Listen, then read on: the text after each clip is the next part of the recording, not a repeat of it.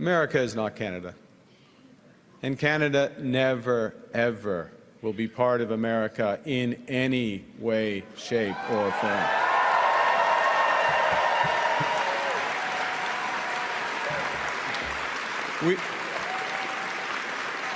Look,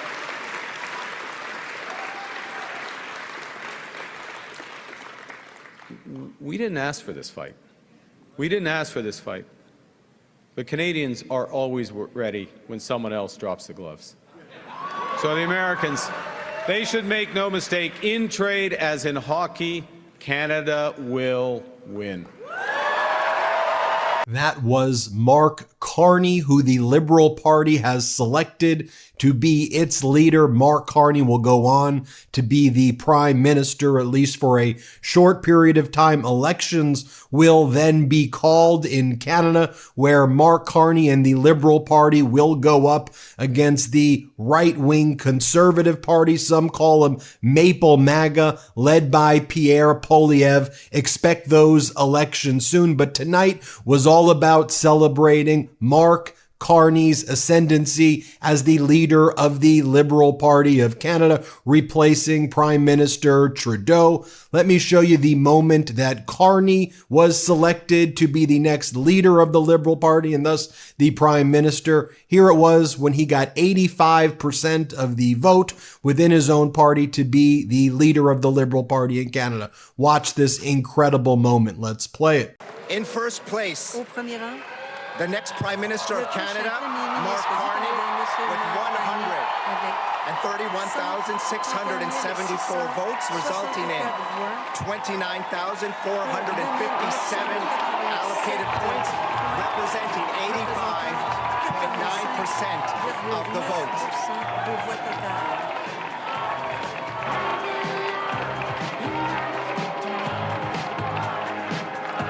Now, for those wondering, Mark Carney's background is he was the governor of the Bank of Canada. He led Canada through the financial crisis in the early 2000s, so a perfect person to be leading the Liberal Party right now and leading Canada right now. He went on to be a governor of the Bank of England. This is someone who's got real financial chops, unlike that fraud running the United States right now, Donald Trump. Now, let me share with you some other key moments of Mark Carney's acceptance speech. Let me play this clip for you right here. Let's play it. Is trying to weaken our economy. But there's someone else who, if he succeeds, will weaken our economy. It's Pierre Poilievre. Pierre Poilievre just doesn't get it.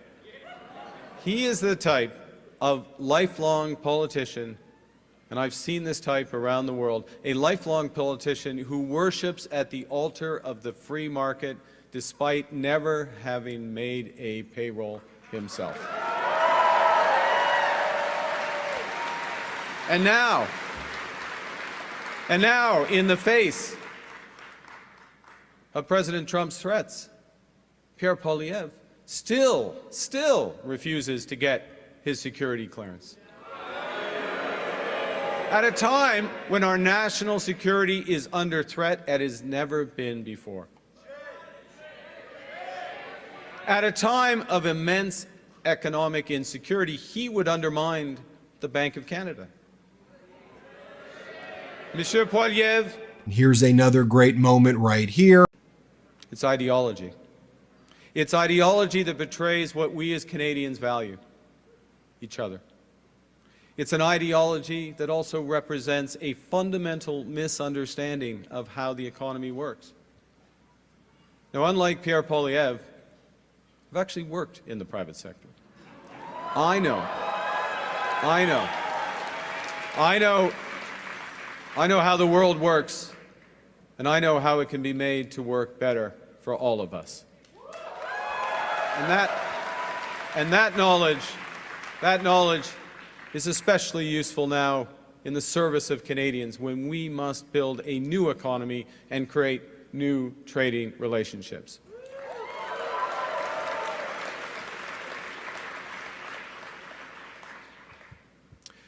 Let me tell you something else that we know that Pierre Poilievre doesn't. We know that markets don't have values, people do. And we know as liberals that it's our job to make markets, to make the economy work for all Canadians. These are the most powerful tool we've ever invented. They can find solutions to our greatest problems. And when the private sector, when the markets are governed well, they deliver great jobs and stronger growth faster than anything.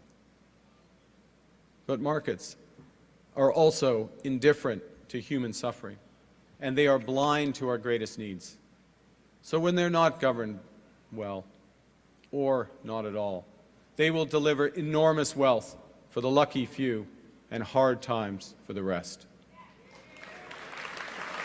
And in this crisis, we must help those who are hit hardest by the American tariffs while we build our strength here at home. That's the right thing to do. That's the fair thing to do. That is the Canadian thing to do.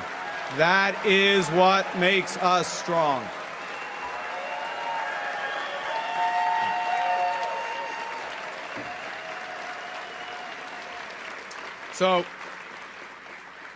So Donald Trump thinks he can weaken us with his plan to divide and conquer. Pierre Poilievre's plan will leave us divided and ready to be conquered. Because a person who worships at the altar of Donald Trump will kneel before him, not stand up to him.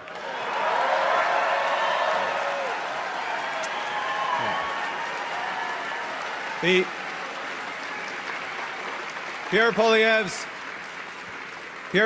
slogans are not solutions. His anger is in action. His division is in strength. Division won't win a trade war. Division won't pay the rent or the mortgage.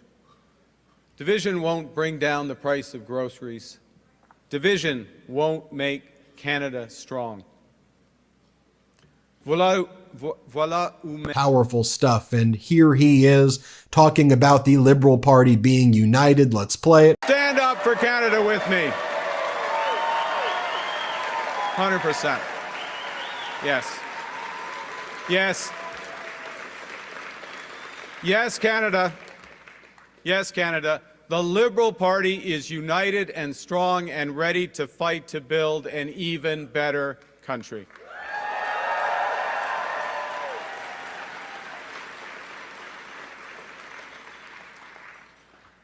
Now, I feel like everything in my life has helped prepare me for this moment.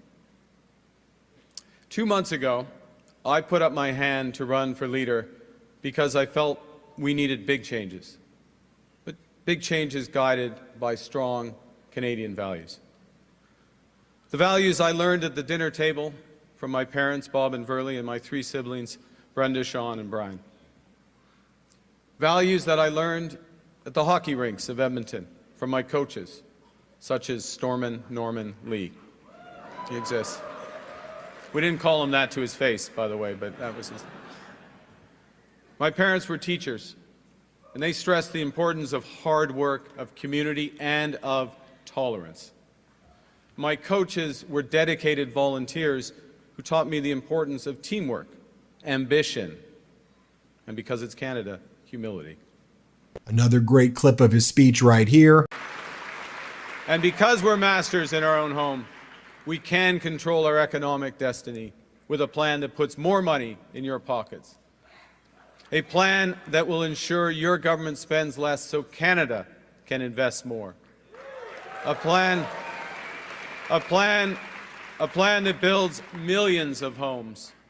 A plan that makes us an energy superpower in both clean and conventional energy. A plan that creates new trade corridors with reliable partners.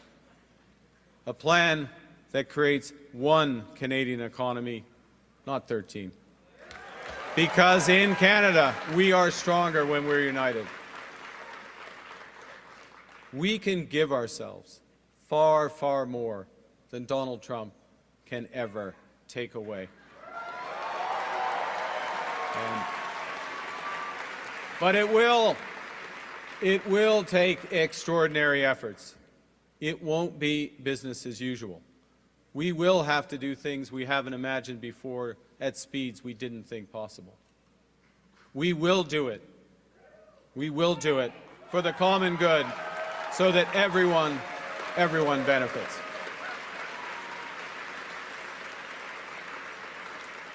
You know, I do care about the economy.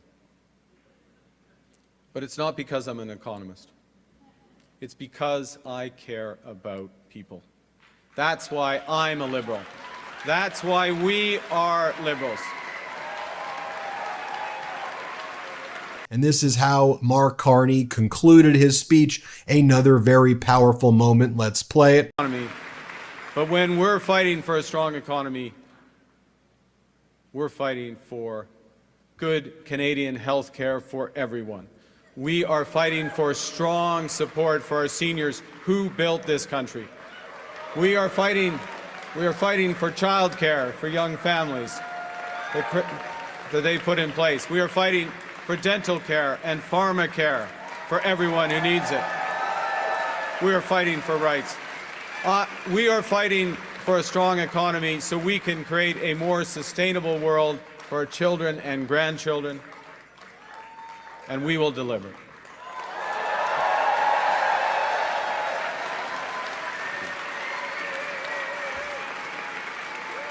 Well, good.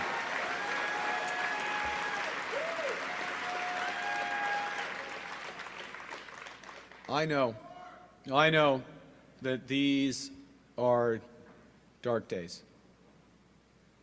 Dark days brought on by a country we can no longer trust.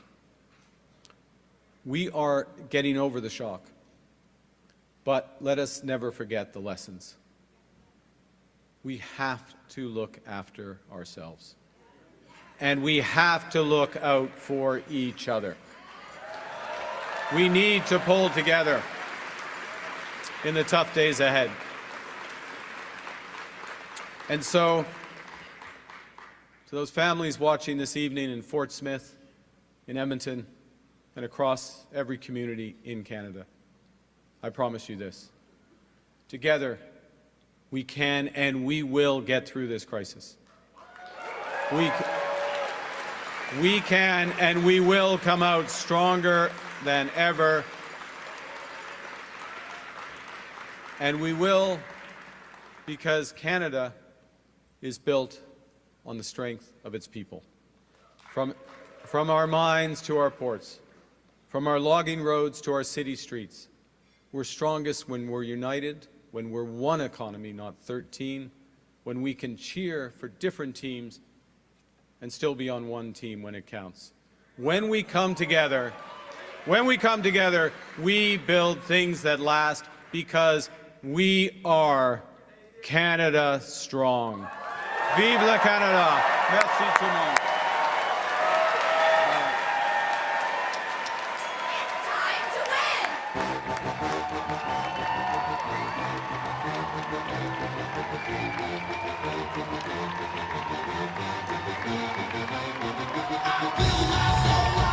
By the way, Mark Carney also delivered that same speech that I just showed you in French.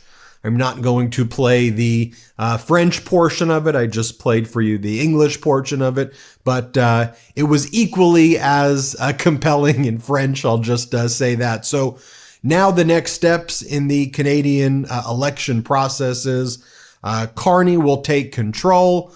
Then there will be an election that's going to take place between, all of the parties. But, I think, whereas before, the kind of right-wing Conservative Party was polling ahead, Prime Minister Trudeau's, I think, graceful handoff to new leadership. And I think Prime Minister Trudeau's done an exceptional job leading Canada through the chaos and tumult caused by the number one chaos agent, Donald Trump. But with this handoff to Carney, most of the polls in Canada basically showing like a 20% plus reversal in where the polls were. Now the Liberal Party is the favorite to form a new government and to lead Canada, which would make Carney the prime minister after the election as well, not just for the short period of time before these elections are going to take place. Of course, you know, here at the Midas Touch Network, we're going to be covering those Canadian elections. We're going to be covering it every step of the way. The Midas Touch podcast is the number one podcast in Canada, and this network is the number one YouTube channel in Canada. And it's an absolute honor to be there with all of our Canadian supporters and followers and the Maple Mighty, as we like to call everybody out there, or the Midas Maple. You choose which one you like the best. A powerful speech by Carney. Great to watch. Everybody hit subscribe. Let's get to 5 million subscribers. Can't get enough Midas? Check out the Midas Plus Substack for ad-free articles, reports, podcasts, daily recaps from Ron Filipkowski, and more. Sign up for free now at MidasPlus.com.